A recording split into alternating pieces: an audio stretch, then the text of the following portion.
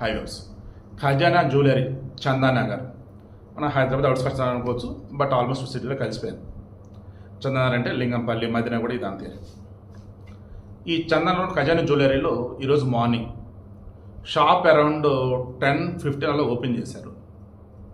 10:30కి దొండలు లోపలికి వచ్చారు. వాళ్ళు ఎలా వచ్చారు ఏంటనేది ఎస్పీవి మన శివప్రసాద్ విష్ ఛానల్ ఉంది కదా, ఐదు దానిలో అప్లోడ్ చేశారు. వీడియో చూడండి, దీనిలో స్ట్రైక్ పడిందని చెప్పేసి అప్లోడ్ చేయాలి.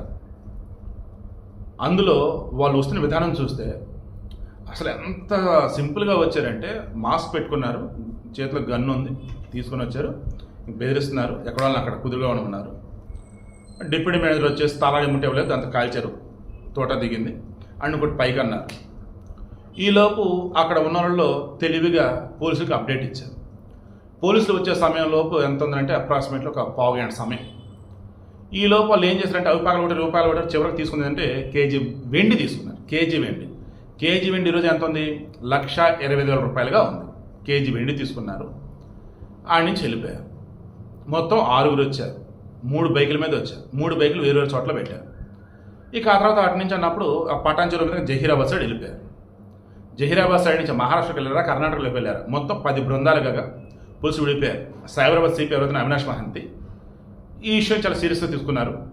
పట్టపగలు హైదరాబాదులో ఉన్నటువంటి ఒక జ్యువెలరీ షాప్లో దొంగతనానికి వచ్చి కాల్పులు జరిపి అంతే బిందాజ్గా కాసేపులో పోలీసులలో వెళ్ళిపోయారంటే అసలు ఎంత ధైర్యం ఉండాలి అండ్ మోరర్ ఎంత పక్క రెక్కి ప్లానింగ్ చేసుంటారు అన్నది ఈరోజు అంతా ఆలోచిస్తూ ఉన్నారు.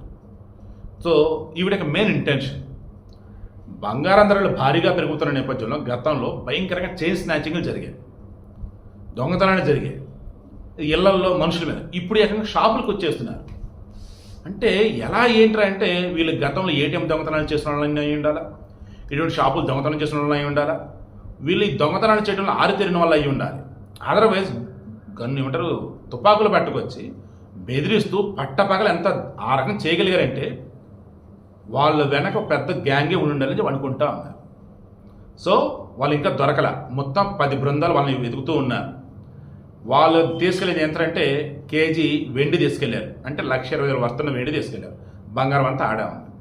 తర్వాత డిప్యూటీ మీదకి వచ్చేసి గాయాలని నో హీస్ ఫైన్ ఆసుపత్రిలో ఉన్నాడు.